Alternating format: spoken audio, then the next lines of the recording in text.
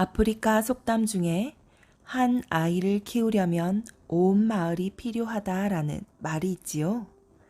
이 말은 한 아이가 온전하게 성장하도록 돌보고 가르치는 일은 한 가정만의 책임이 아니며 이웃을 비롯한 지역사회 또한 관심과 애정을 가져야 한다는 것을 강조한 말이랍니다.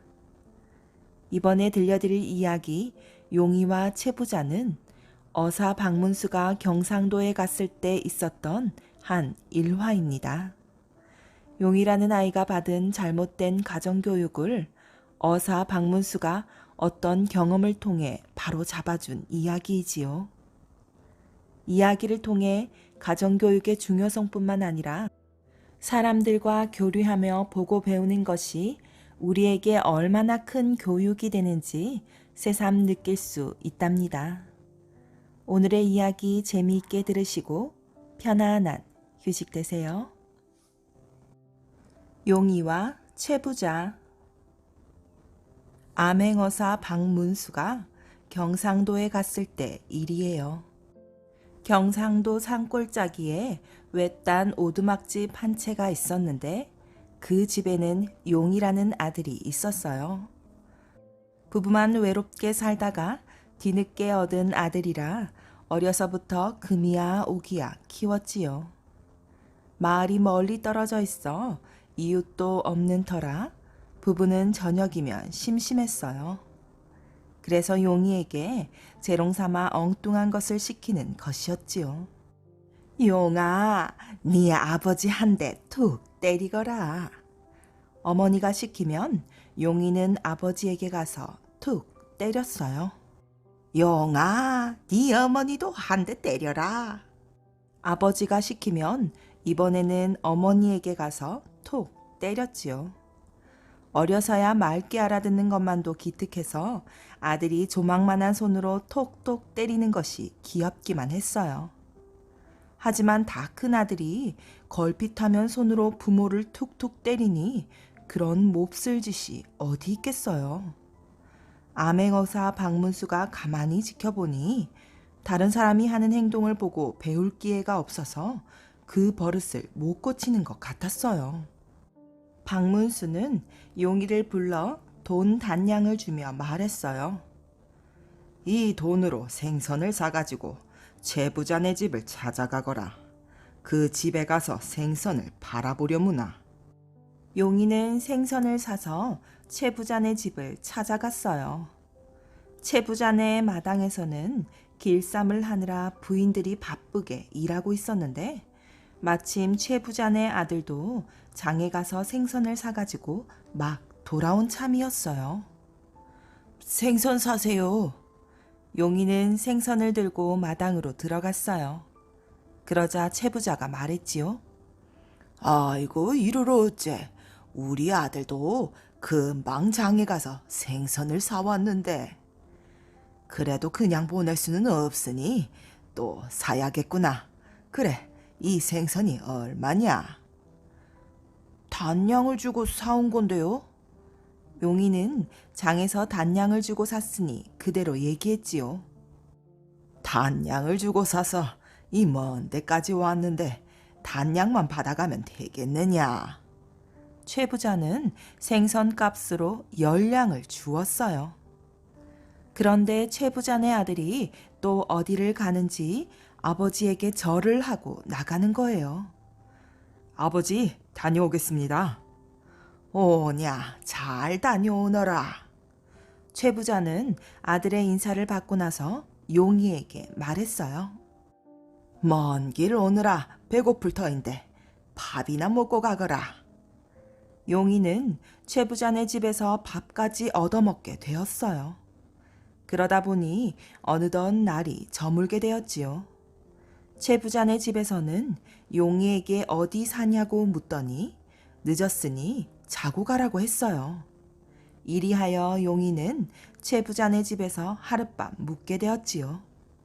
그런데 얼마 뒤 그 집 아들이 집에 돌아오더니 또 절을 하는 거예요. 아버지, 다녀왔습니다. 오냐, 어서 들어오너라. 용이는 최 부자네 아들이 하는 행동을 눈여겨 보았지요. 이윽고 저녁 먹을 시간이 되었어요. 최 부자네 아들은 밥상 앞에서도 아버지에게 공손히 말하는 거예요. 아버지, 진지 잡수세요. 오냐, 너도 많이 먹어라. 용이는 잠자리에 누워 곰곰이 생각하였어요. 다음날 용이가 집에 돌아왔어요. 아들 녀석이 돌아왔으니 또 맞겠구나. 부부는 얻어맞을 준비를 하고 잔뜩 웅크리고 있었어요. 아프니까 이제는 때리지 말라고 해도 어려서부터 해온 버릇이라 그게 인사인 줄 알고 자꾸 때리는 걸 어떡하겠어요. 그런데 이게 웬일이지요? 용이가 꾸벅 절을 하는 거예요. 아버지, 어머니, 다녀왔습니다. 부부는 눈이 휘둥그레졌어요. 살다 보니 별일도 다 있구나. 네가 절을 다 하다니? 그러자 용이가 말했지요. 최 부자네 집에 갔더니 그 집 아들이 나갈 때도 절을 하고 들어올 때도 절하고 밥 먹을 때도 진지 많이 잡수시라고 하던데요. 암행어사 박문수는 흐뭇한 마음으로 용이에게 다일렀어요. 앞으로는 절대 부모님을 때리지 말고 항상 공손하게 인사를 드려라. 알겠느냐? 그 뒤부터 용이는 소문난 효자가 되었답니다. 우기는 할아버지와 따지는 할머니. 옛날 한 옛날에 우기기 좋아하는 할아버지랑 따지기 좋아하는 할머니가 살고 있었어요. 맞아. 할아버지가 우기면 아냐. 할머니가 따졌지요. 맞아. 아냐. 하루가 멀다 하고 우기는 소리와 따지는 소리로 집안이 늘 시끄러웠답니다. 어느 날 밤 이 집에 도둑이 들었어요. 도둑은 담을 훌쩍 넘어 요리조리 집안을 살피다가 살금살금 마루 위로 올라왔어요. 도둑이 조심스레 마루를 걷는데 마루장이 낡아서 그만 삐걱삐걱. 그 소리에 할머니가 깜짝 놀라 잠에서 깼지요. 영감, 큰일 났어요. 어서 일어나보. 마루에서 이상한 소리가 들리는데 아무래도 도둑이 들었나 봐요. 그 소리를 엿들은 도둑은 어찌할 바를 모르고 허둥허둥 대더니 납작 엎드려 숨도 쉬지 않았어요. 도둑은 무슨 도둑? 마루 밑에서 쥐가 설치는 게지. 할아버지가 우겼어요.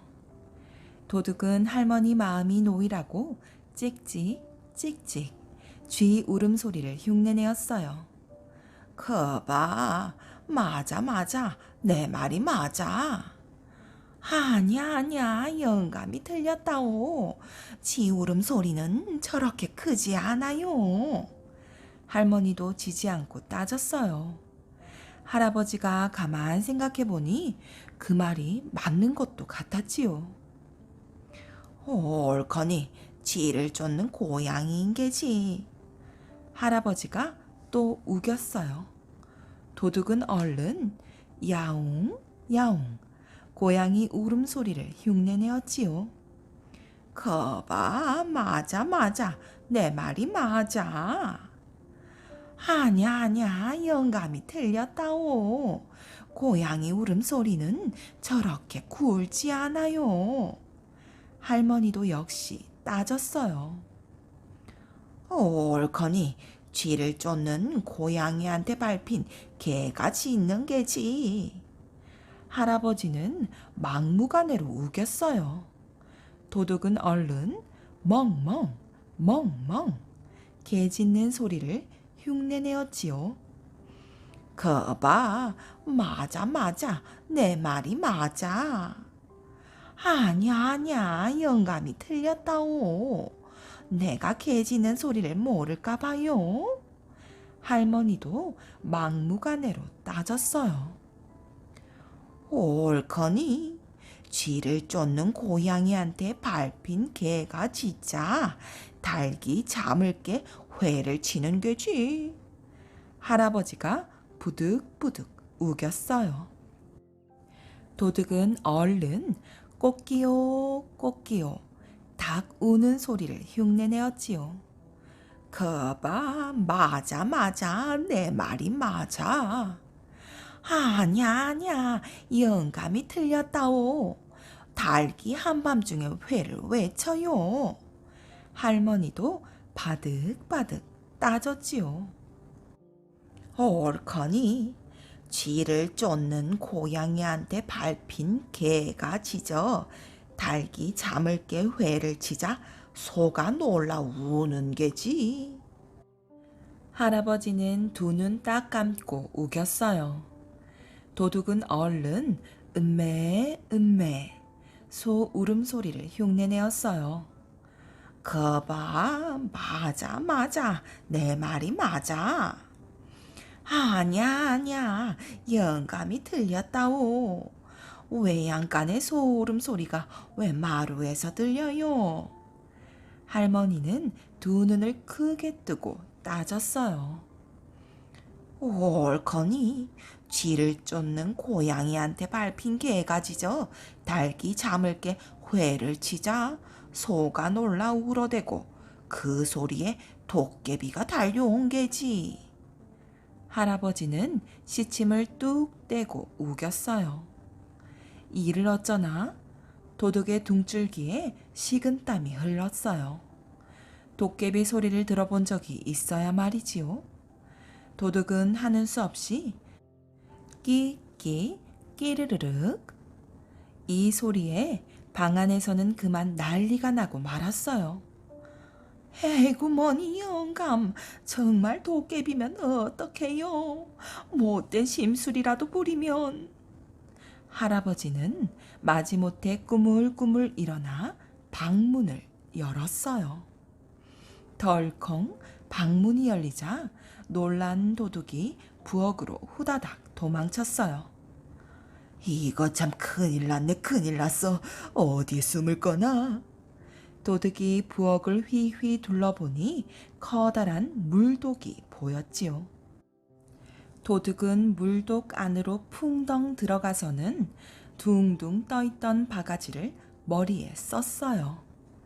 할아버지는 마루랑 뒷방이랑 마당까지 구석구석 살폈지만 아무것도 찾지 못했어요.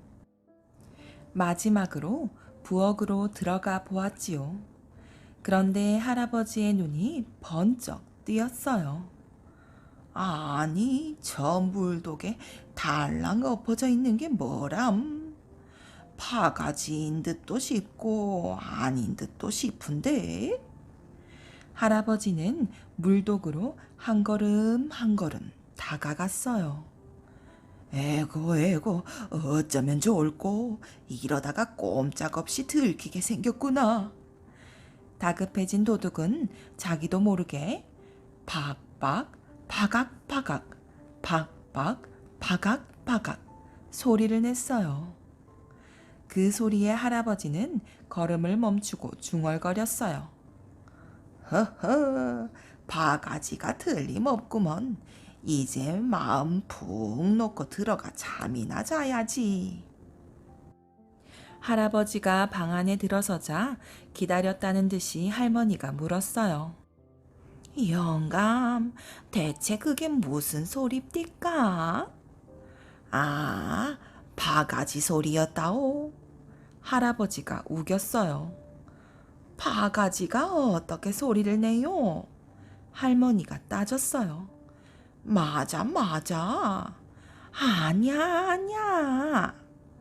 할아버지가 부득부득 우기고 할머니가 바득바득 따지는 사이에 도둑은 아주 멀리 달아나 버렸대요. 어리석은 호랑이. 옛날 어느 마을에 늙은 어머니를 모시고 사는 착한 소년이 있었답니다. 소녀는 연자 방아로 쿵덕쿵 쿵덕쿵 마을 사람들의 곡식을 찧어주며 살았어요. 어느 날 소년이 산에 나무를 하러 갔다가 집으로 돌아오는 길이었어요. 산 모퉁이를 막 돌아오는데 애구머니나 커다란 호랑이 한 마리가 떡하니 앉아있지 뭐예요. 아이고, 난 이제 죽었구나. 소녀는 눈앞이 캄캄했지요. 그런데 어찌된 일인지 덩치 큰 호랑이가 엉엉 우는 것이 아니겠어요? 소녀는 용기를 내어 물었어요. 호랑아, 호랑아, 왜 울고 있니? 사냥꾼한테서 도망치다 다리를 삐었어. 소녀는 호랑이가 불쌍했어요. 지게에 가득 실은 나무찜을 내려놓고는 호랑이를 태워서 낑낑거리며 산을 내려왔지요. 소년이 호랑이를 데려오자 집에서 기르던 누렁이며 닭이며 당나귀는 모두 깜짝 놀랐어요. 저 무서운 호랑이를 집에 데려오다니. 우리를 잡아먹기라도 하면 어떡하지? 저마다 꽁지를 감추고 벌벌 떨었지요. 소녀는 호랑이를 정성껏 돌보았어요. 마른 집단 위에 잠자리를 만들어주고 아픈 다리를 삼배로 동동 메어주고 맛난 음식도 배불리 먹여주었지요. 이거 참 편한걸. 힘들게 사냥하지 않아도 되고 사냥꾼한테 잡힐 염려도 없고 아예 이 집에서 눌러 살아야지. 호랑이는 이런 엉큼한 생각을 하게 되었어요. 그리고 며칠이 지났지요. 호랑이가 산으로 돌아갈 생각을 하지 않자 보다 못한 누렁이랑 당나귀랑 수탉이 호랑이를 타일렀어요. 호랑아, 호랑아, 이제 다리도 다 나았으니 그만 산으로 돌아가는 게 어때? 맞아, 맞아. 돌아가는 게 어때? 싫어. 난 오래오래 여기서 살 거야. 그건 안 돼. 너는 하는 일 없이 밤만 축내잖아. 맞아, 맞아. 밤만 축내잖아. 그러는 너희는 대체 무슨 일을 하는데? 난 말이야, 밤이나 낮이나 멍멍 지저대며 도둑이 들지 못하게 집을 지키지. 난 말이야, 새벽마다 꼬꼬대 꼭꼭 울어서 사람들에게 날이 밝았다고 알려주지. 난 말이야, 매일같이 쿵덕쿵 쿵덕쿵 연자 방아를 돌려서 곡식을 찢고 있지. 호랑이가 가만 들어보니 모두가 그럴듯한 일을 하고 있었어요. 호랑이는 누렁이랑 당나귀랑 수탉이 얄미워 견딜 수가 없었지요. 다음 날이었어요. 잠에서 깬 소녀는 고개를 갸웃했어요. 수탉의 울음소리가 들리지 않았지요. 당나귀야, 당나귀야, 우리 집 수다쟁이 수탉 못 봤니? 간밤에 호랑이가 잡아먹었어요. 소녀는 당장 호랑이를 내쫓고 싶었지만 은근히 겁이 났어요. 이러지도 저러지도 못하는 새 다시 하루가 지났어요. 아침에 일어나 보니 누렁이가 보이지 않았어요. 당나귀야, 당나귀야, 우리 집 귀염둥이 누렁이 못 봤니? 간밤에 호랑이가 잡아먹었어요. 소녀는 호랑이가 자신과 어머니마저 잡아먹지 않을까 걱정이 앞섰어요. 이제 호랑이는 소년의 방까지 차지하고 벌러덩 드러누웠어요. 저 녀석을 어떻게 쫓아내지? 소년이 이궁리 저궁리 하고 있는데 당나귀가 슬며시 다가왔어요. 주인님, 주인님, 제게 좋은 수가 있어요. 기 좀 대어보세요. 소곤소곤, 속닥속닥. 그날 밤 어슬렁어슬렁 호랑이가 당나귀에게 다가왔어요. 어흥, 오늘 밤에는 네 차례다. 내가 죽으면 누가 저 무거운 연자방아를 돌리지? 겁에 질린 당나귀는 식은땀을 줄줄 흘리며 더듬거렸어요. 에이, 그까짓 연자방아 내가 돌리지. 네가 저 무거운 연자방아를 어떻게 돌린단 말이냐? 은근슬쩍 호랑이의 성질을 돋구었어요. 좋아, 내 실력 한번 보시지. 호랑이는 으스대며 연자방아로 다가갔어요. 이때다 싶어 숨어서 지켜보던 소년이 툭 튀어나왔지요. 호랑아, 네가 얼마나 힘이 센지 구경 한번 하자. 응? 살살 깨며 호랑이 목에 연자방아를 단단히 묶어주었어요.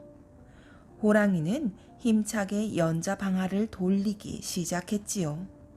쿵덕쿵 쿵덕쿵. 자, 이제 이 호랑이님이 얼마나 센지 봤지?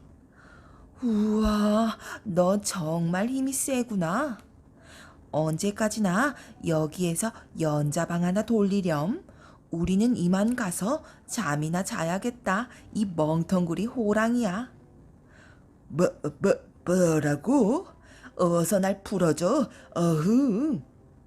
소년과 당나귀는 뒤도 돌아보지 않고 집 안으로 들어왔어요. 어리석은 호랑이는 어떻게 되었을까요? 연자방아에 묶인 채 쫄쫄 굶어 죽고 말았대요. 소년은 호랑이 가죽을 팔아 많은 돈을 벌었지요. 그리고 어머니랑 연자방아 돌리는 당나귀랑 오래오래 행복하게 살았대요. 먹여주고 입혀주고.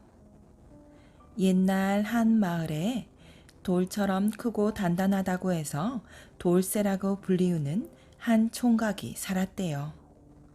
돌쇠가 얼마나 크고 단단했으면 걸을 때마다 땅이 쿵쿵 울릴 정도였답니다. 어느 날 돌쇠가 고개를 넘고 있었어요. 그런데 웬 남자가 서럽게 울고 있는 거예요. 그러더니 땅이 꺼져라 한숨까지 쉬었지요.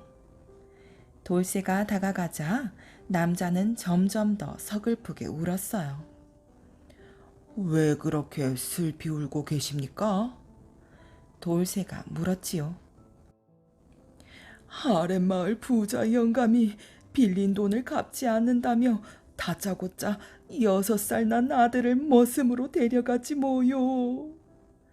어린 자식을 빼앗겼으니 눈물이 왈칵 쏟아질 수밖에요. 아니, 그런 나쁜 사람이. 내가 당장 아들을 찾아올 테니 걱정 마시오. 돌쇠는 남자가 뭐라 말할 새도 없이 휙 고개를 내려가 부자 영감네 집으로 향했어요. 부자 영감네 집에 다다른 돌쇠는 담장 너머를 슬쩍 엿보았지요. 아니나 다를까 정말 어린아이가 마당을 쓸고 있는 거예요. 옳지, 바로 저 아이군.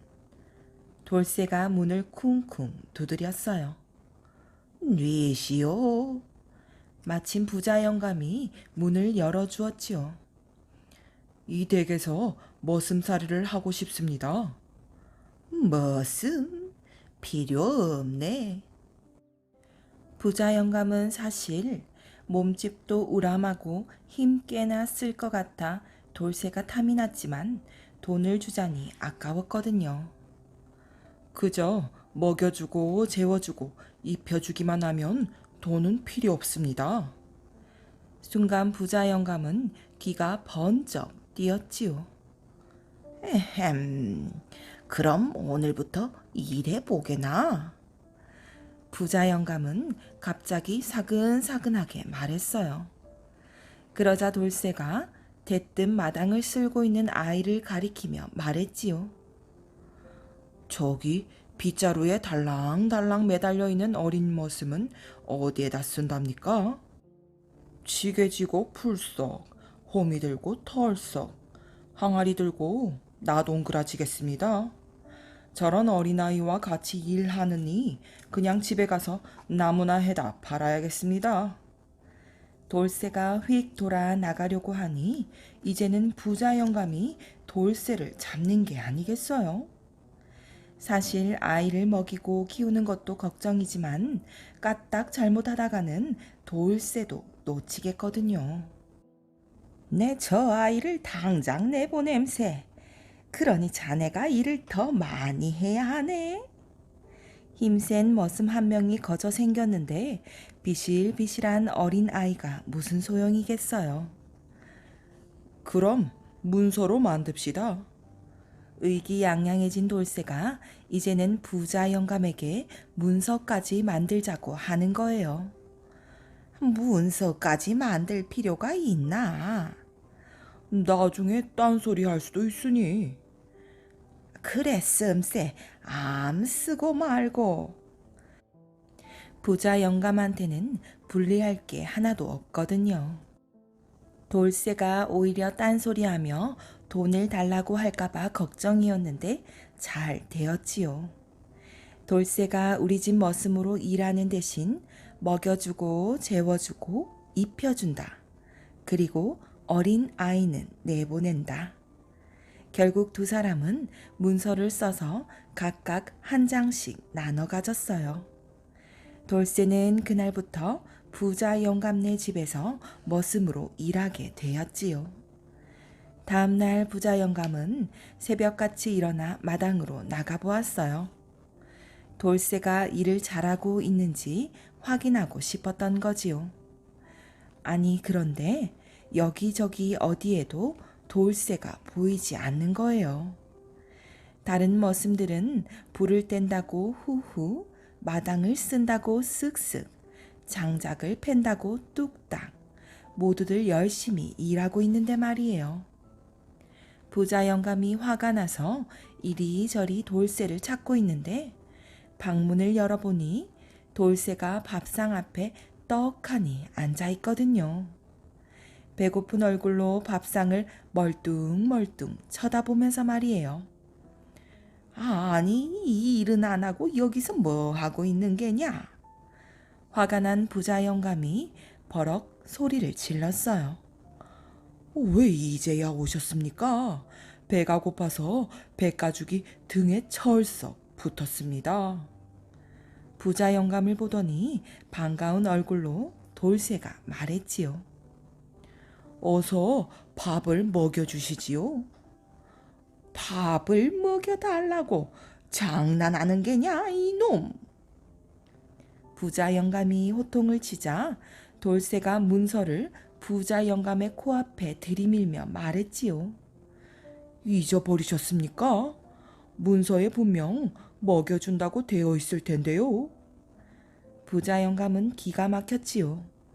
먹여준다는 말이 밥을 떠먹여준다는 말인 줄 누가 알았겠어요. 하지만 저렇게 문서를 들이밀며 따지는데 부자 영감은 할 수 없이 밥을 한 술 두 술 떠먹여 주었대요. 밥을 먹여 주었으니 어서 나가서 일을 해라. 약이 오를 대로 오른 부자 영감이 호통을 치듯 말했어요. 옷을 입혀주셔야 나가지요. 뭐 옷을 입혀줘? 문서가 어디 있더라? 돌쇠가 또 문서를 꺼내려고 하자 부자 영감은 얼른 옷을 입혀주었어요. 해구 못 살아 못 살지. 입혀준다는 말이 자기 손으로 옷을 입혀준다는 말인 줄 누가 꿈에라도 생각이나 했겠어요. 밥도 먹여주었겠다. 옷도 입혀주었겠다. 그때부터 돌쇠가 일을 하기 시작하는데 눈이 휘둥그레질 정도예요. 순식간에 쓱쓱 싹싹 마당을 쓸더니 우지끈 장작을 패 잔뜩 쌓았지요. 그뿐 아니라 닭 모이를 주니 닭들은 좋다고 꼭꼭, 소 여물을 먹여주니 소들은 배가 부르다고 음매. 그러나 부자 영감은 마냥 웃고 있을 수만은 없었어요. 점심때가 되면 또 밥을 떠먹여 주어야 하거든요. 부자 영감은 하는 수 없이 또 한 술, 두 술 밥을 떠먹여 주었지요. 어느새 또 저녁밥을 먹을 때가 되었어요. 부자 영감은 하루 세 끼 밥을 떠먹여 주어야 한다고 생각하니 걱정이 태산이었어요. 무슨 좋은 방법이 없을까 곰곰이 생각했지요. 부자 영감이 무슨 꿍꿍이인지 이윽고 킬킬 웃으며 살금살금 도망을 가네요. 아무리 그래봤자 배고프면 자기도 별 수 있겠어. 1시간쯤 지났을까 부자 영감이 불 꺼진 돌쇠방으로 슬금슬금 들어갔어요. 아이쿠 이게 뭐야. 부자 영감은 그만 발이 걸려 넘어지고 말았어요. 불을 켜보니 돌쇠가 방바닥에 벌러덩 누워있네요. 밥 안 먹여주시고 어디 갔다 오십니까? 그날 저녁에도 부자 영감은 엉엉 울면서 돌쇠에게 밥을 먹여주었대요. 밥을 먹었으니 이제 그만 자거라. 재워주셔야지요. 뭐야? 부자 영감이 눈을 부릅뜨고 화를 내려고 하니 돌쇠가 뒤적뒤적 문서를 찾네요. 부자 영감은 얼른 옆에 앉아 돌쇠를 토닥토닥 두드렸지요. 아침이 되자 부자 영감은 또 걱정이었어요. 하루 이틀도 아니고 덩치가 산만한 머슴을 먹이고 재우려니 좀 힘들겠어요. 당장에라도 내쫓아 버리고 싶었지만 돈을 안 받고 일 잘하는 머슴을 또 구할 수가 있어야지요. 결국 부자 영감은 고민하다가 끙끙 앓아눕게 되었어요. 주인어른, 주인어른. 돌쇠가 급하게 부자 영감을 부르는 소리가 들렸어요. 부자 영감은 소리나는 곳으로 가보았지요. 그런데 뒷간에서 나는 소리가 아니겠어요? 무슨 일이냐? 옷을 입혀주셔야지요. 뭐야? 나더러 냄새나는 뒷간에서 내 놈의 옷을 입혀주라고? 어쩌겠습니까? 제가 입으려고 해도 문서에 그렇게 적혀 있는데. 결국 참고 참던 부자는 내 이놈 다 필요 없으니 당장 내 집에서 썩 나가거라 하고 소리쳤지요. 돌쇠는 방글방글 웃으며 부자 영감의 집을 나왔더래요. 돌쇠는 지금도 쿵쿵 거리며 불쌍한 사람들을 도와주러 다닌다지요 아마. 뱀을 삼킨 나무꾼. 옛날 한 옛날에 깊은 산골짜기에서 나무꾼이 쿵쿵 나무를 하고 있었어요. 햇볕은 머리 꼭대기에서 쨍쨍 내리쬐고 바람 한 점 불어오지 않았지요. 아유 더워라. 봄 날씨가 왜 이리 덥지? 나무꾼은 나무 아래에 앉아 잠시 쉬기로 했어요. 그런데 자꾸만 목이 마르지 뭐예요. 시원한 물 한 모금 마셨으면 딱 좋겠네. 나무꾼은 둘레둘레 주위를 살폈어요. 그런데 가만 보니 땅이 축축한 곳이 있었지요. 이 길을 따라가면 샘물이 나오겠구나. 나무꾼은 한 발짝 한 발짝 걸음을 옮겼어요. 얼마쯤 가다 보니 장기 한 마리가 날개를 들썩대며 춤을 추고 있는 거예요. 허허, 별일이 다 있네. 나무꾼은 목마른 것도 잠시 잊고 몰래 지켜보다가 장기가 사라진 다음 그 자리로 가보았지요. 녀석, 꽁지 깃털을 떨어뜨렸네.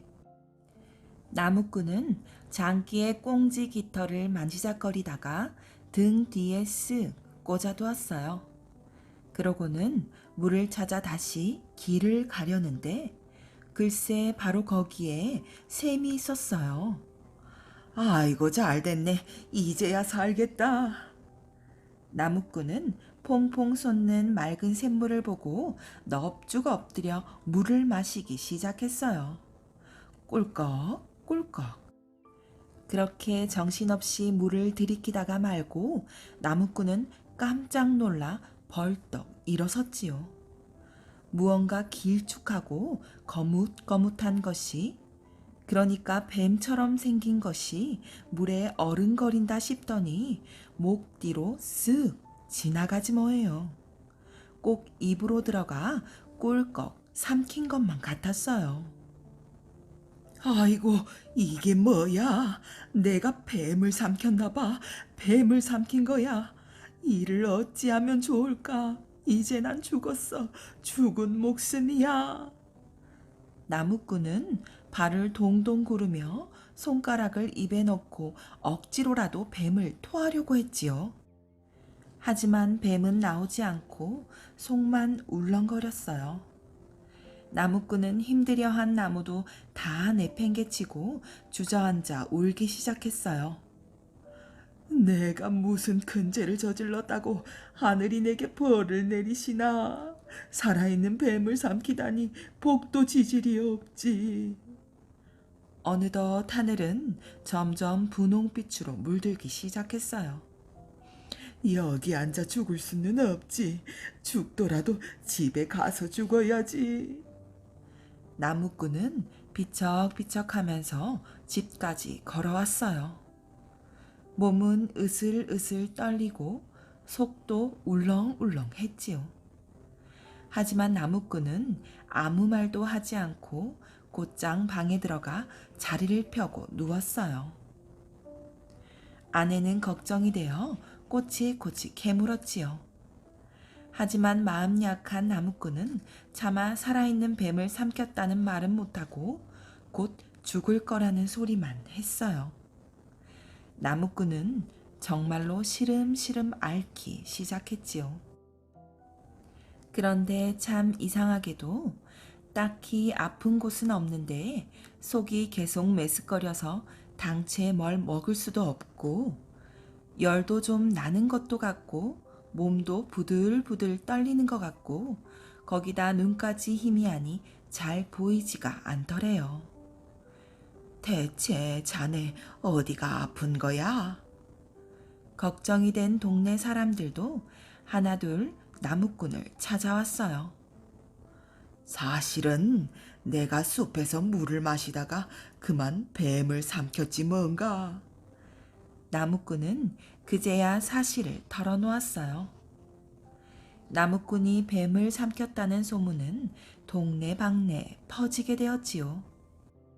그러던 어느 날 마침 수염이 허옇게 난 한 노인이 그곳을 지나가다 마을 사람들의 이야기를 우연히 듣게 되었어요.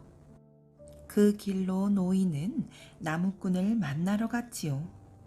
나무꾼의 부인은 노인을 반갑게 맞이했어요. 제가 뭐 도울 일이 없을까 해서 왔습니다. 물을 마시다 뱀까지 삼켰다는 게 사실입니까? 나무꾼은 노인의 얼굴을 보고는 마음이 조금 놓였어요. 어쩐지 보통 사람이 아닌 듯 싶었거든요. 그날 있었던 일을 하나도 빠짐없이 들려줄 수 있겠습니까?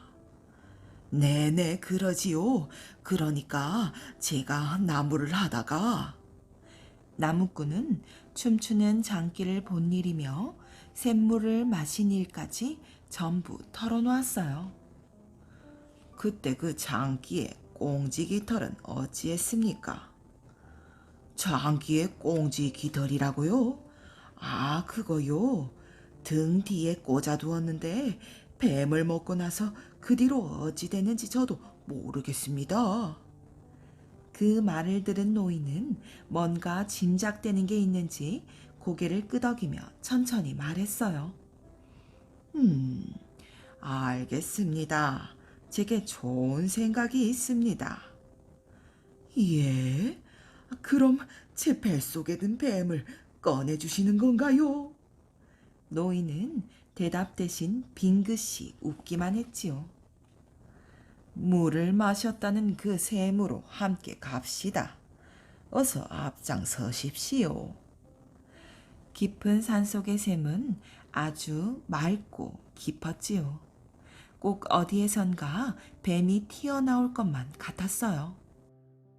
그리고 아니나 다를까 샘 근처에는 장기의 꽁지 깃털이 떨어져 있었어요. 노인은 나무꾼 몰래 깃털을 슬쩍 손에 쥐었지요. 뱀을 토해내려면 다시 물을 마셔야 해요. 배에 물이 꽉 차야 뱀이 헤엄을 쳐서 밖으로 나옵니다. 어서 물을 마셔보십시오. 노인의 말에 나무꾼은 그날처럼 벌컥벌컥 물을 들이켰어요. 눈앞이 가물가물해지도록 말이에요. 물을 더 많이 마셔야 해요. 자, 이제 뱀이 나옵니다. 어서 힘껏 토해보십시오. 나무꾼은 물을 어찌나 많이 마셨던지 뱃속의 물이 목구멍 밖으로 꾸르륵 넘어왔어요. 그 틈에 노인은 장기의 꽁지 깃털을 샘에 슬며시 띄었답니다. 뱀처럼 길쭉한 깃털은 물에 떠서 둥실둥실 흘러갔어요. 나왔어요, 나왔어. 저기 뱀이 가고 있어요. 나무꾼은 장기의 깃털을 보고 놀라서 외쳤어요. 장기의 깃털은 물에 둥둥 떠서 점점 눈앞에서 사라지고 있었지요. 나무꾼은 죽었다 살아난 사람처럼 두 손을 번쩍 치켜들었어요.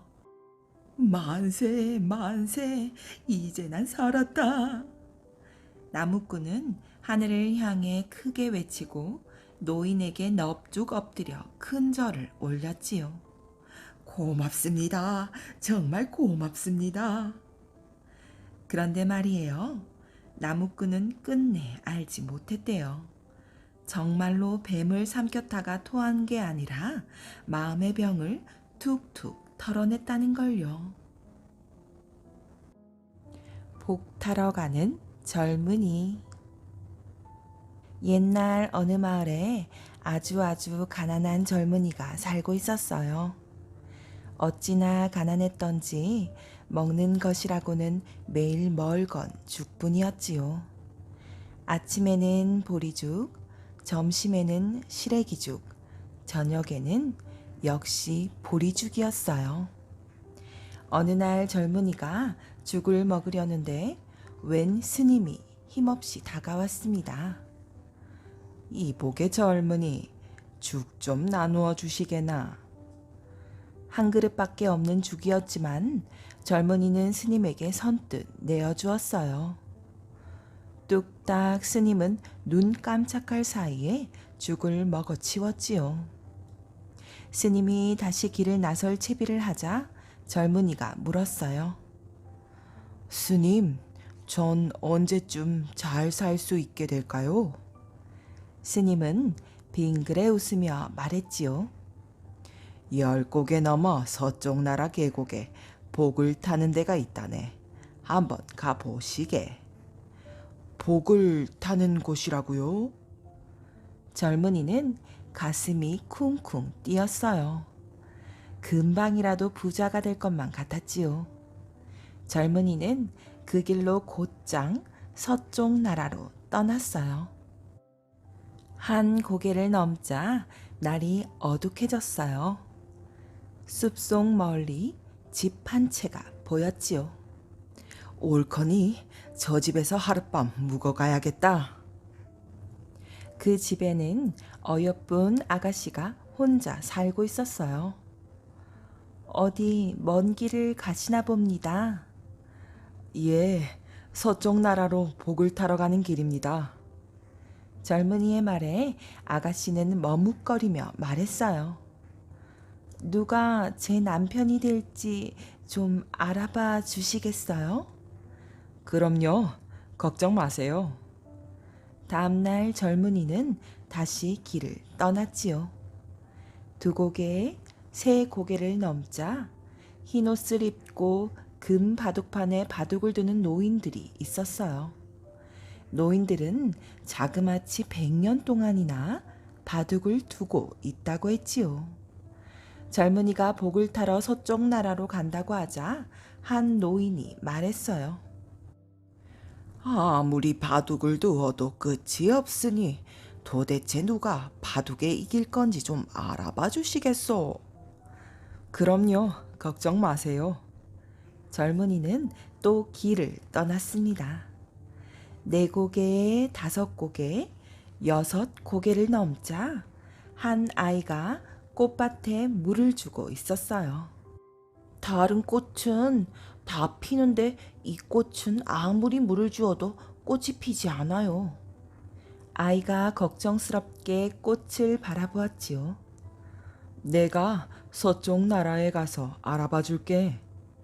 젊은이는 아이의 어깨를 토닥이고는 길을 떠났답니다.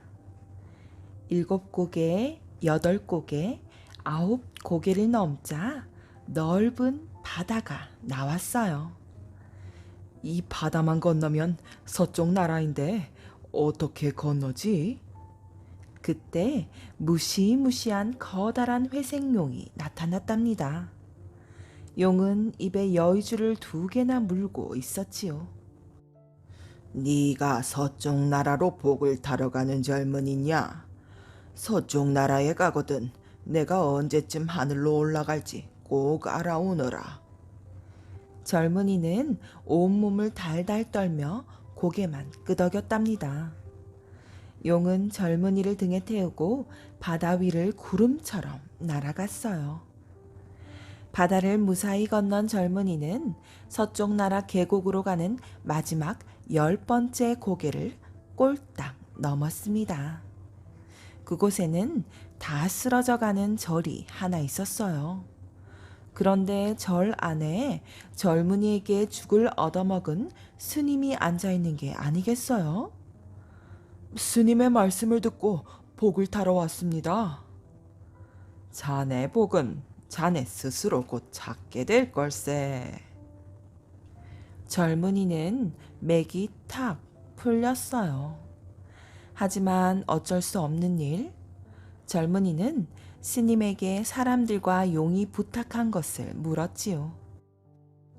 아가씨의 신랑감은 처음 만난 사람이고 바둑은 평생 두어도 끝이 안 나니 어서 그만두라 이르게.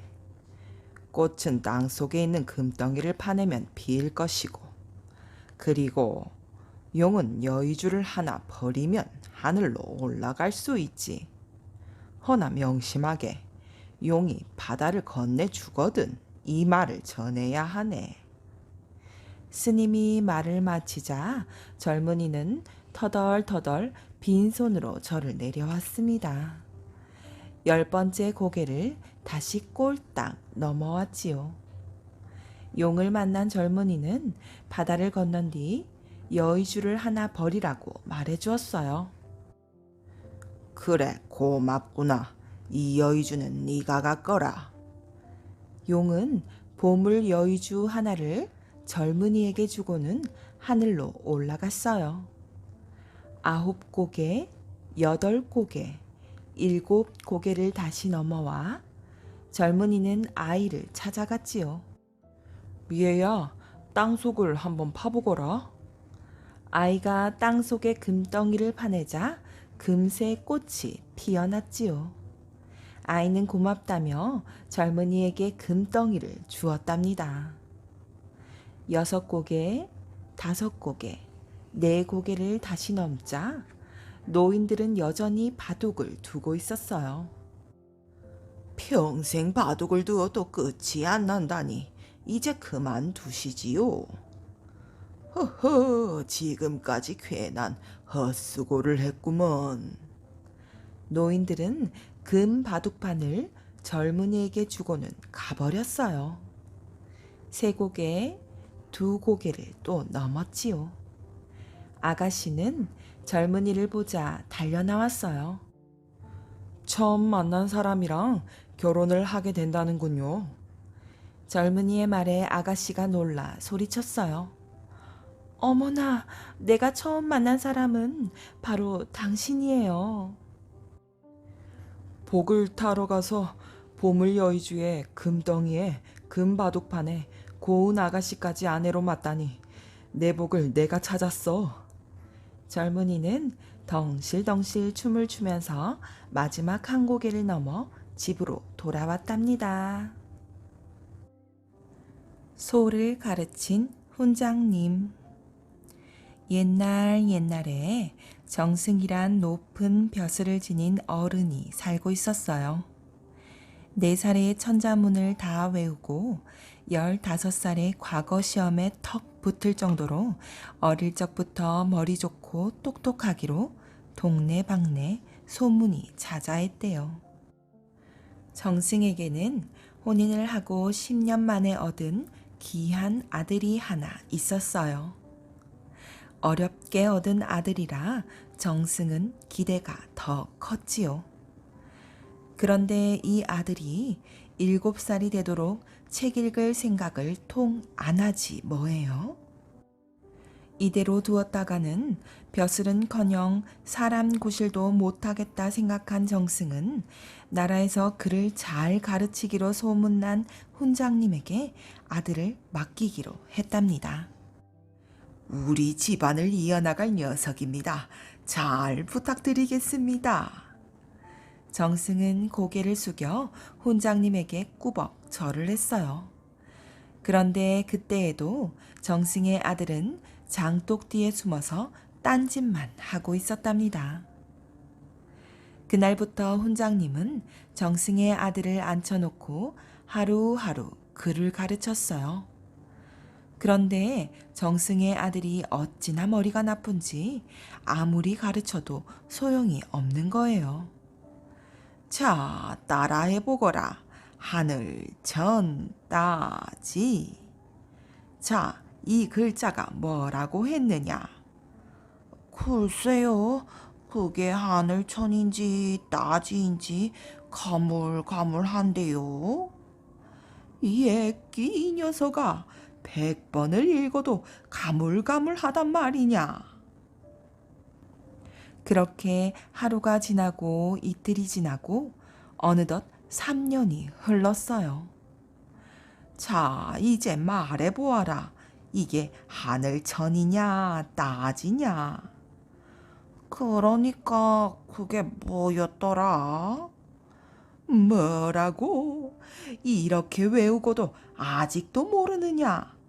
내 살다 너처럼 미련한 놈은 처음 보는구나. 소를 가르쳐도 너보다는 낫겠구나. 그런데 훈장님의 그 말이 그만 정승의 귀에 들어가고 말았지요. 아버지, 우리 훈장님이 소를 가르쳐도 나보다는 나을 거래요. 그런데 그게 무슨 뜻이에요? 정승 아들은 맹한 얼굴로 콧구멍을 벌름벌름하며 물었어요. 그 말에 정승은 화가 머리 끝까지 났지요. 뭐야? 우리 아들이 소보다도 못하다고? 어디서 감히 그런 말을 내뱉는다는 말이냐? 여봐라, 어서 당장 그 몹쓸 훈장을 데려오너라. 정승은 고래고래 고함을 쳤어요. 하인들은 우르르 몰려가 훈장님을 끌고 정승 앞에 대령했지요. 얼굴이 불그락 푸르락해진 정승은 목소리를 높였어요. 그래, 내 아들이 소보다도 못하다고? 그 말을 네가 책임질 수 있겠느냐? 아니, 그 말은 하도 답답한 마음에 저도 모르게 그만 입에서 흘러나온 말입니다. 3년을 가르쳤는데도 아직 한 글자도 깨치지 못하였기에. 그래? 그럼 소는 3년만 가르치면 한 글자 이상 깨칠 수가 있단 말이렸다. 너는 당장 집으로 돌아가 3년 동안 소에게 글을 가르쳐라. 만일 3년 후에도 소가 내 아들보다 못할 때에는 네 목숨이 붙어있지 못할 것이다. 알았느냐?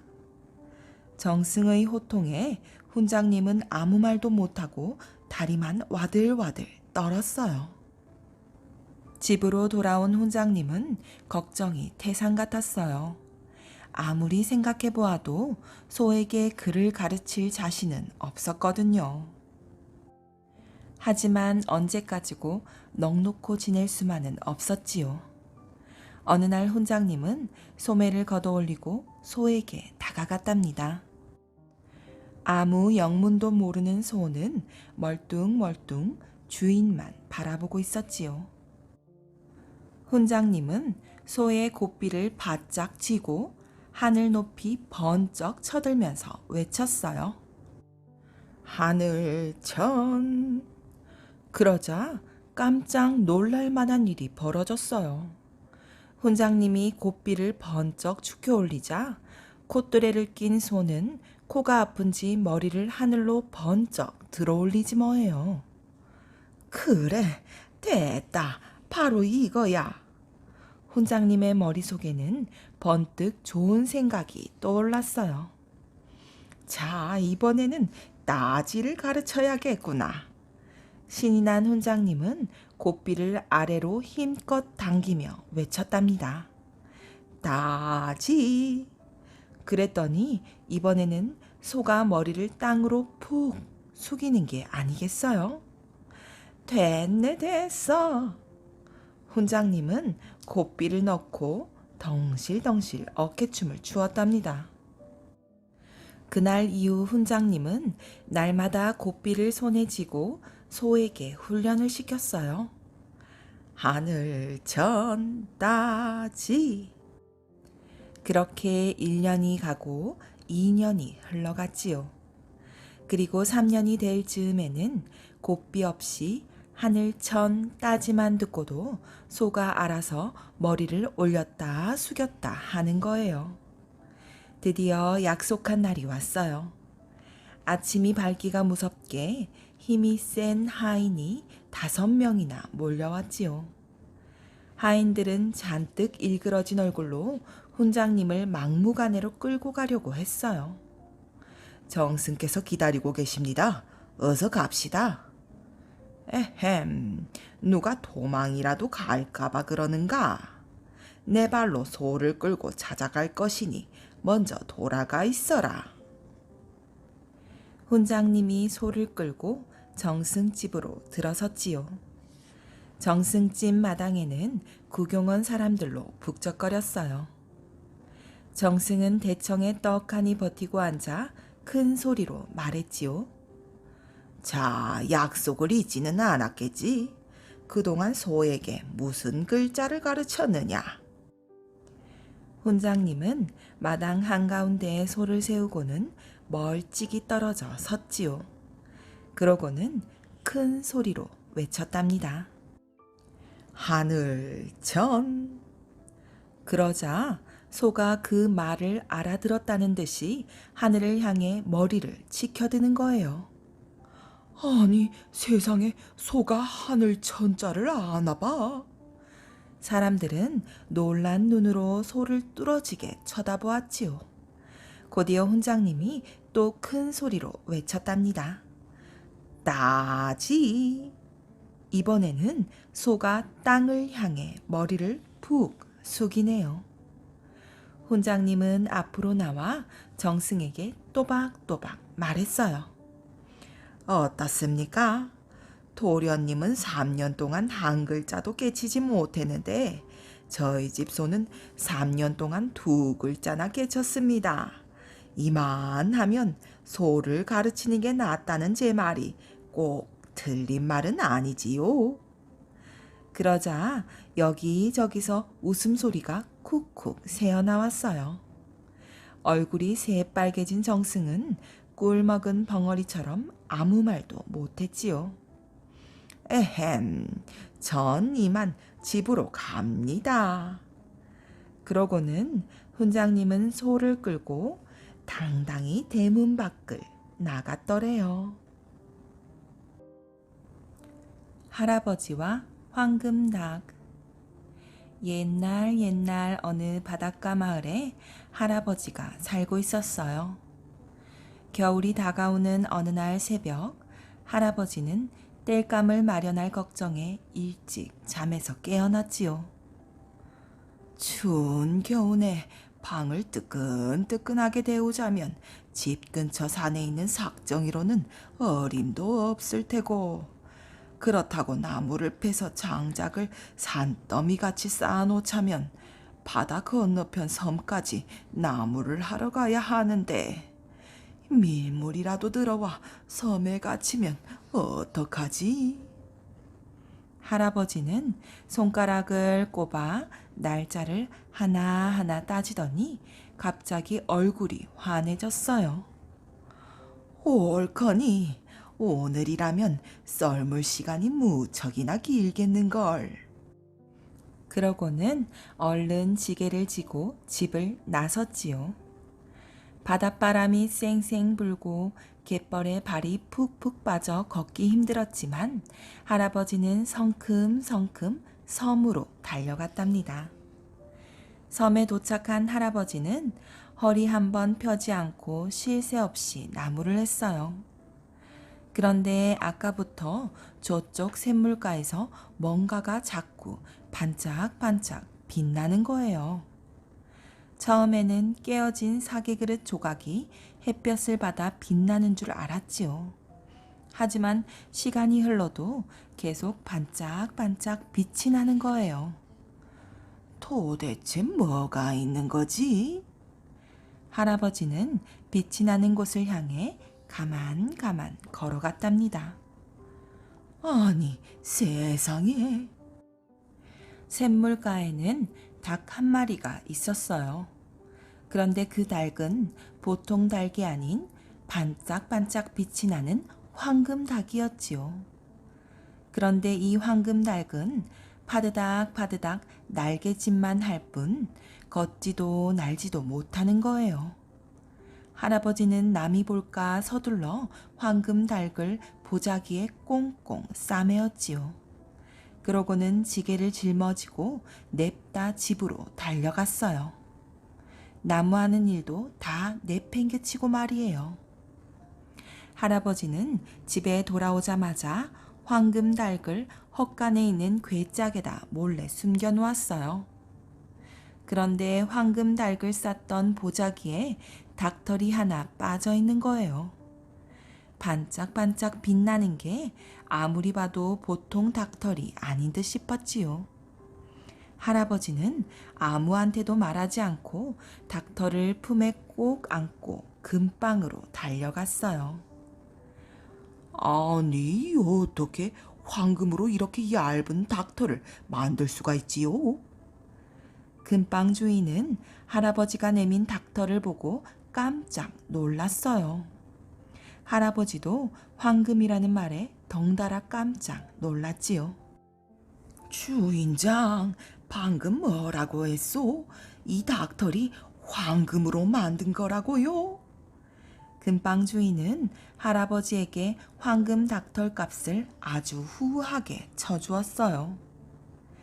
집으로 돌아온 할아버지는 아무 일도 없는 양 시치미를 뚝 떼었지요. 하지만 날이 가면 갈수록 고민이 이만저만이 아니었답니다. 뜻밖의 굴러들어온 복을 어찌해야 좋을지 몰랐거든요. 하루는 이상하다는 생각이 든 할머니가 할아버지에게 물었어요. 영감, 요새 무슨 걱정거리라도 생겼소? 실은 내가 나무를 하러 가다가. 할아버지는 하는 수 없이 모든 사실을 털어놓았어요. 그러고는 할머니와 함께 헛간에 있는 황금닭을 보러 갔답니다. 할아버지가 말한 대로 황금닭은 꼼짝도 않고 그대로 있었어요. 다만 괴짝 안에 황금 닭털이 서너 개 떨어져 있었지요. 할머니는 황금 닭털을 주워들고는 믿을 수 없다는 듯 말했어요. 아이고 영감, 이제 우리도 지긋지긋한 가난에서 벗어날 수 있게 됐구려. 그때부터 할아버지는 열흘에 딱 한 번만 황금 닥터를 팔았답니다.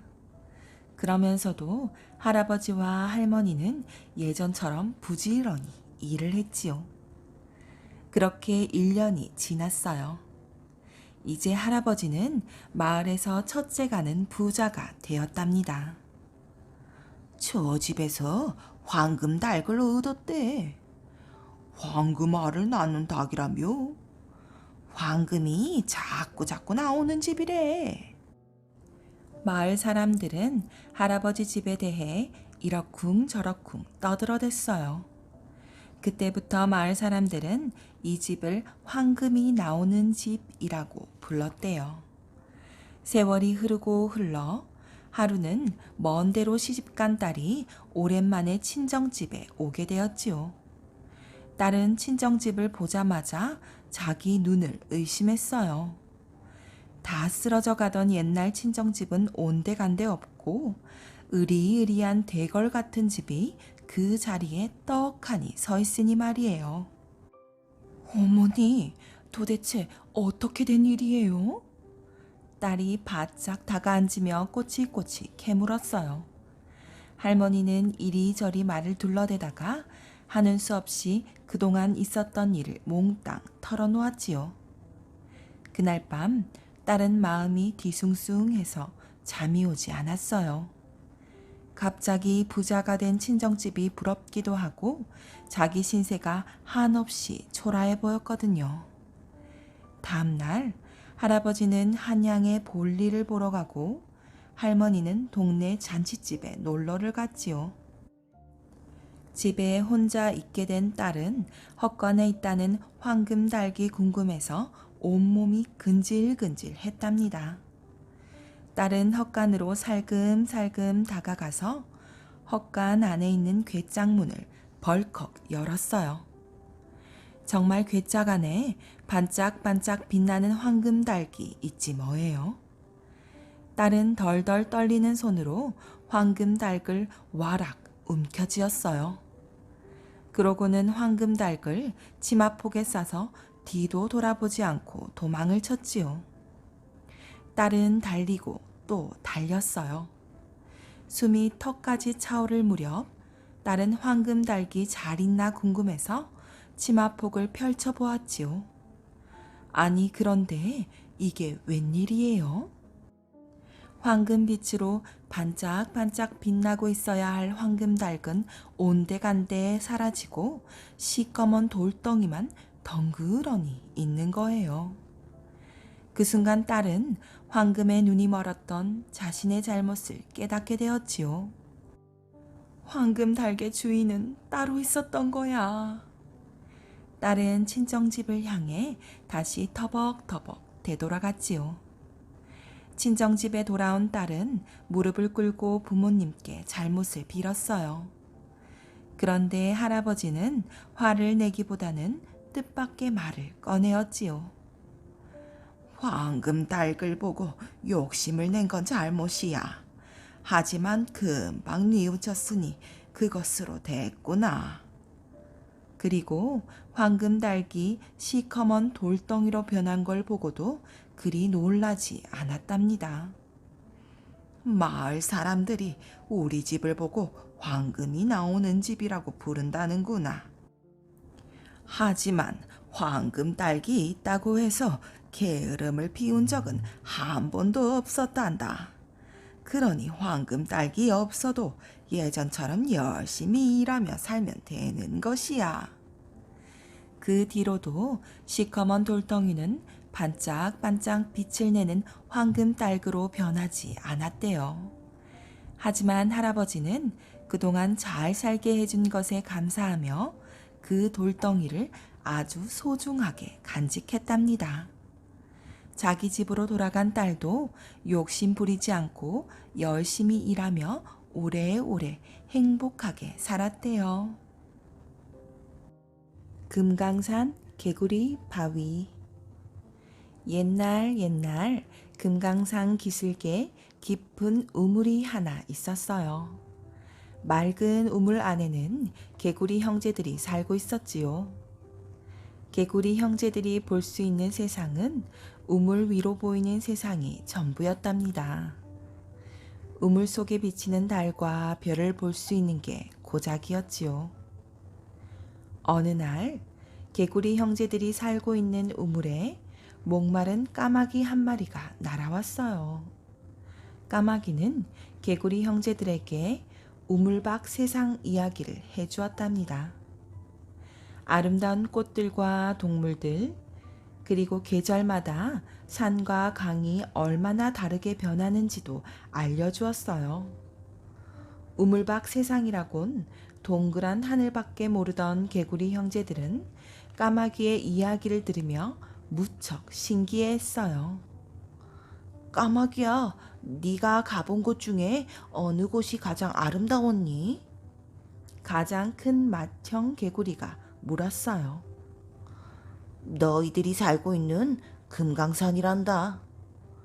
금강산이라고? 개구리 형제들은 입을 모아 합창을 했어요. 금강산에 살고 있으면서도 개구리 형제들은 금강산이 어떤 곳인지 알지 못했거든요. 개구리 형제들은 금강산을 둘러볼 수 있게 해달라고 까마귀한테 부탁했어요. 까마귀는 그 부탁을 기꺼이 들어주었답니다. 그럼 가장 큰 형인 내가 형제들 대표해서 다녀올게. 까마귀는 맏형 개구리를 등에 업고 금강산 자락을 한 바퀴 돌았어요. 그러고는 맏형 개구리를 구룡련 골짜기에 내려주었지요. 새로운 세상을 구경한 맏형 개구리는 아름다운 경치에 놀라 하마터면 정신을 잃을 뻔했어요. 맏형 개구리는 자신의 발로 걸어 다니면서 금강산의 아름다운 풍경을 머릿속에 담아두어야겠다고 생각했어요. 맏형 개구리는 옥녀봉 마루로 올라가기 시작했어요. 옥녀봉으로 가는 길은 가도 끝이 없었고 맏형 개구리는 숨이 차서 더 오를 수 없을 만큼 지쳐 있었어요. 힘들어도 참아야만 해. 우물 속에서 기다리고 있는 아우 개구리들에게 금강산이 얼마나 아름다운지 이야기해 주어야 하니까. 한낮이 지나서야 맏형 개구리는 겨우 고갯마루에 올라설 수 있었어요. 아니, 세상에 이토록 아름다운 곳이 있었단 말인가? 맏형 개구리는 눈앞에 펼쳐진 풍경에 눈이 휘둥그레졌어요. 깎아지른 절벽, 바위 위에 서 있는 소나무, 저 멀리 보이는 구룡령과 구룡폭포. 절벽에서는 폭포수가 떨어지고 파란 연못은 하늘보다 더 푸르렀지요. 금강산 골짜기의 풍경에 흠뻑 빠진 맏형 개구리는 발길이 떨어지지 않았어요.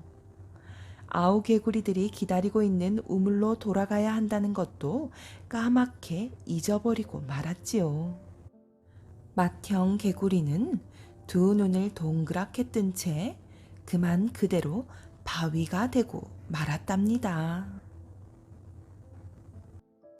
착한 동생과 못된 형. 옛날에 어떤 형제가 있었는데 너무 가난해서 하루에 한 끼도 제대로 못 먹었대요. 그래서 둘은 집을 떠나서 돈을 벌기로 했어요. 한참 가다 보니 두 갈래 길이 나왔어요. 둘은 10년 후에 그 자리에서 다시 만나기로 하고 헤어졌지요. 어느덧 10년이 흘렀어요. 형제는 두 갈래 길 앞에서 다시 만났지요. 형은 그동안 빈둥빈둥 놀기만 해서 누더기 옷에 빈손으로 왔어요. 동생은 이 일 저 일 열심히 해서 말쑥한 옷에 돈이며 비단이며 이것저것 많이 가지고 왔어요. 형, 그동안 잘 지냈어요? 아니, 이게 모두 웬 거냐? 형은 동생이 가져온 것들을 보고는 눈이 휘둥그레졌어요.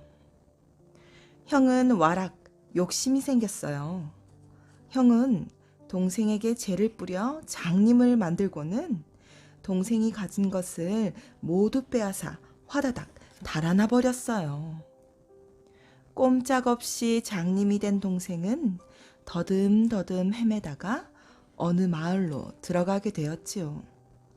동생은 목이 말라 사람들에게 말했어요. 여보세요. 물 한 그릇만 주세요.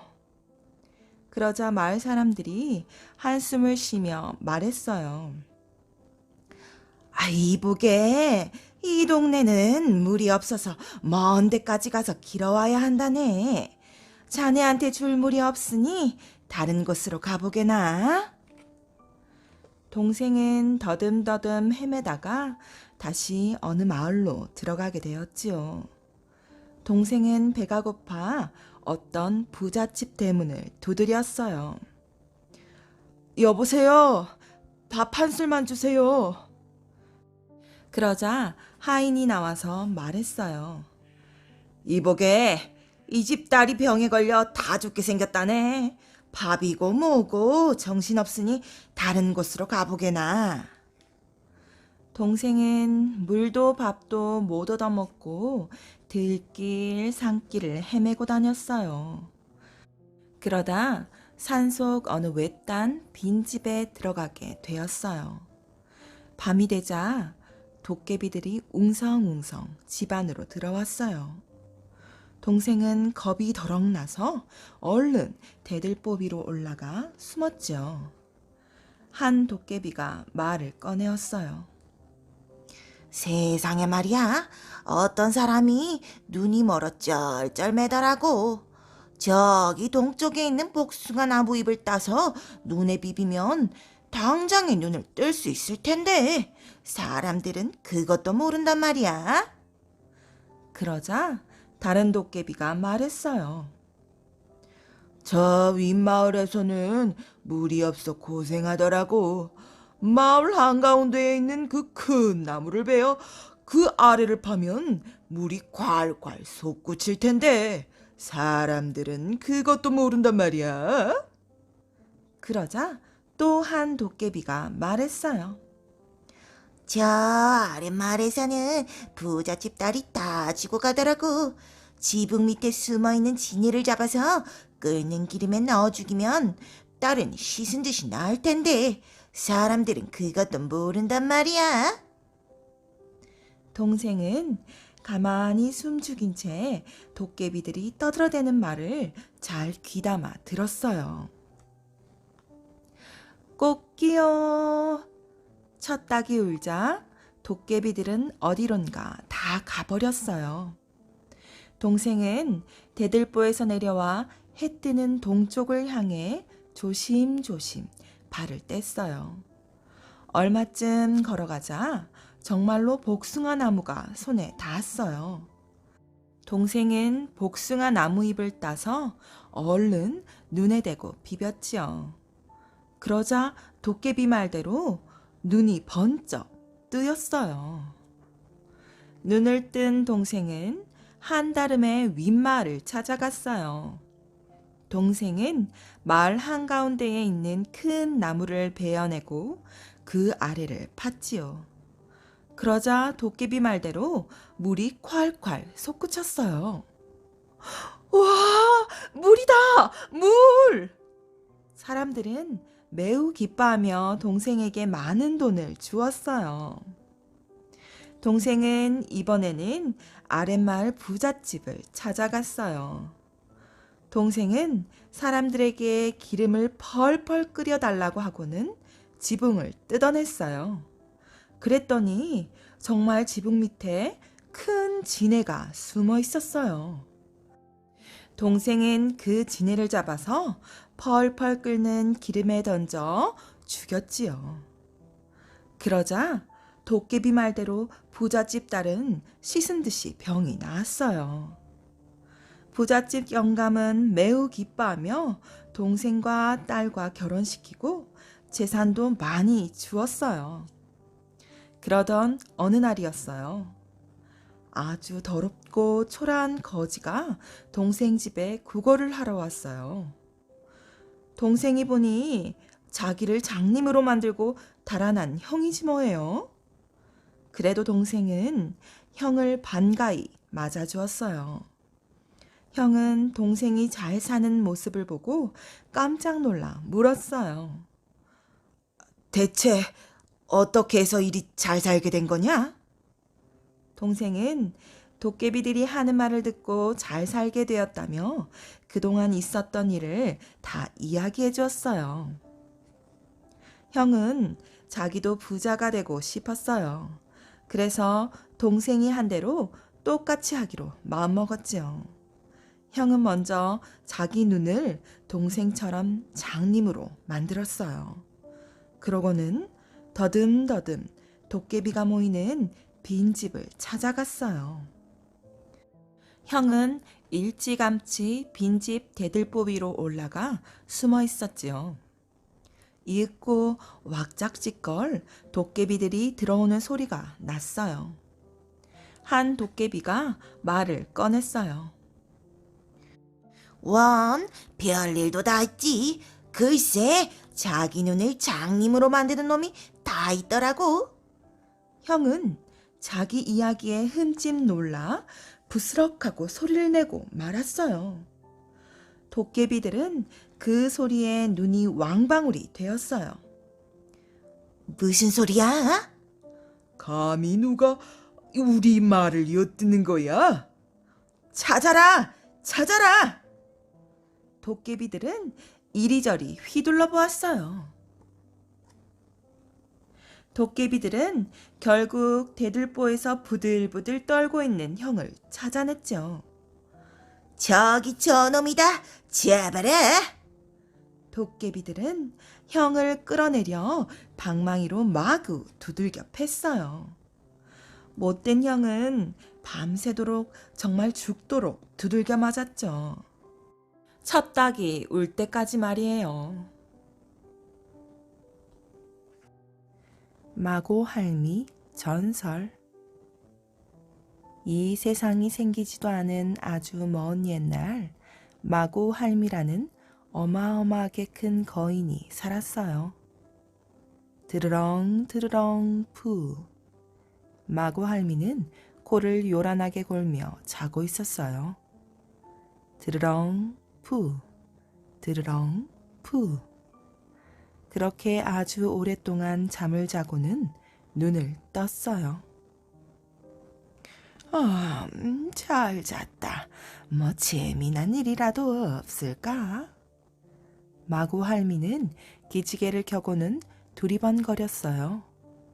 옳지, 만들기 놀이나 해야겠구나. 마고 할미는 흩어져 있는 별들을 주어 여러 가지 모양으로 만들었어요. 국자 모양도 만들고요. 황소 모양도 만들고요. 전갈 모양도 만들었어요. 별을 주어 만들기 놀이를 하던 마고 할미는 큰 별을 보았지요.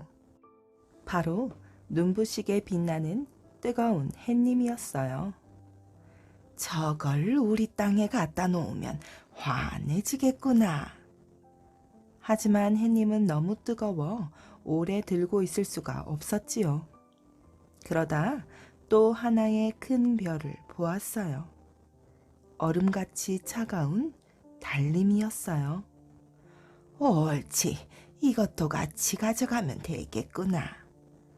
마고 할미는 뜨거운 햇님을 들었다, 차가운 달님을 들었다 하며 두 별을 가져왔어요.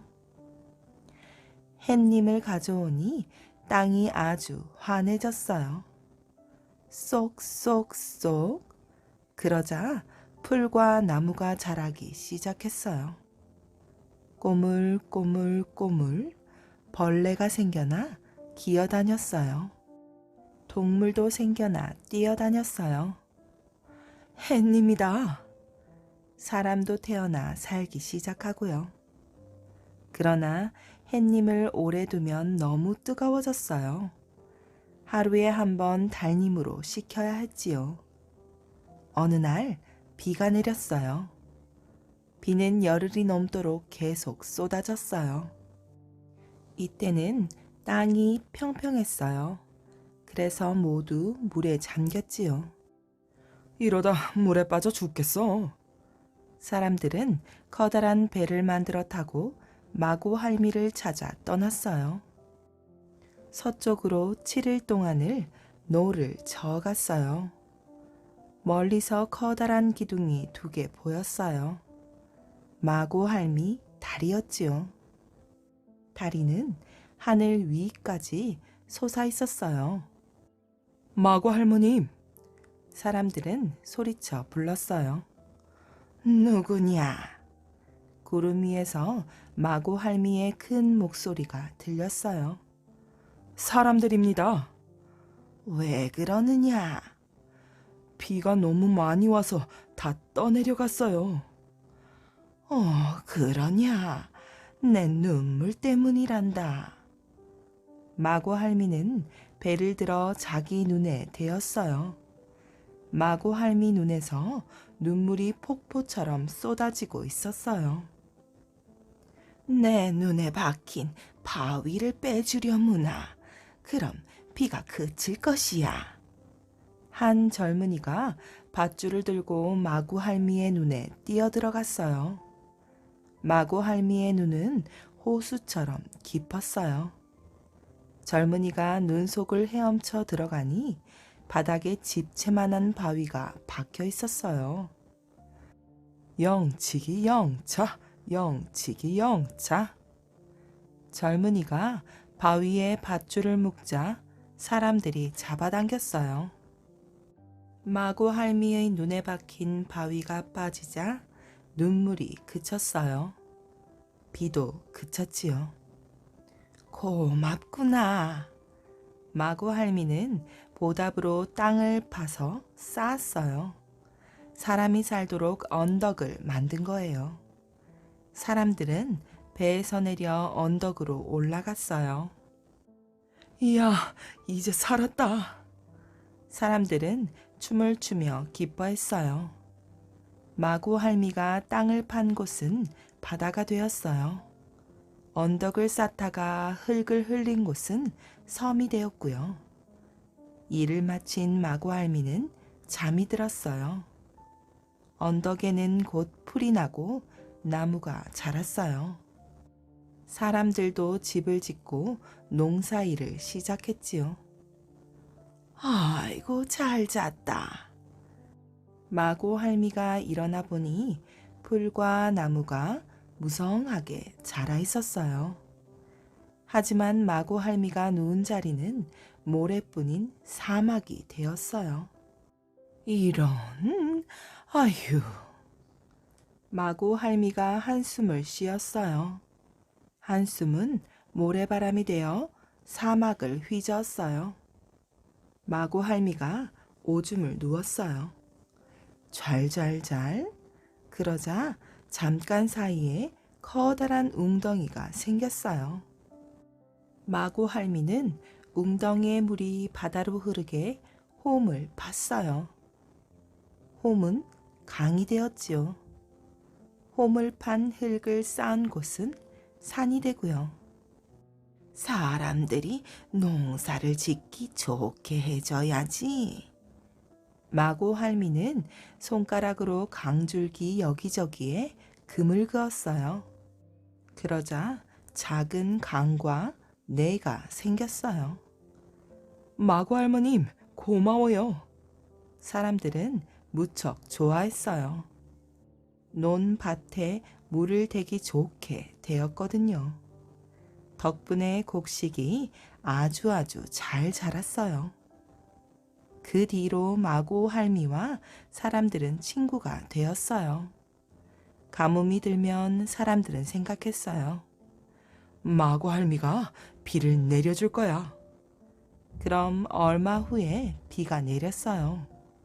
장마가 지면 사람들은 중얼거렸어요. 마고 할머니, 우리 집 떠내려가겠어요. 그럼 조금 있다가 비가 그쳤어요. 마고 할미가 어디 있냐고요? 눈으로는 보이지가 않아요. 마음으로 봐야 보인대요.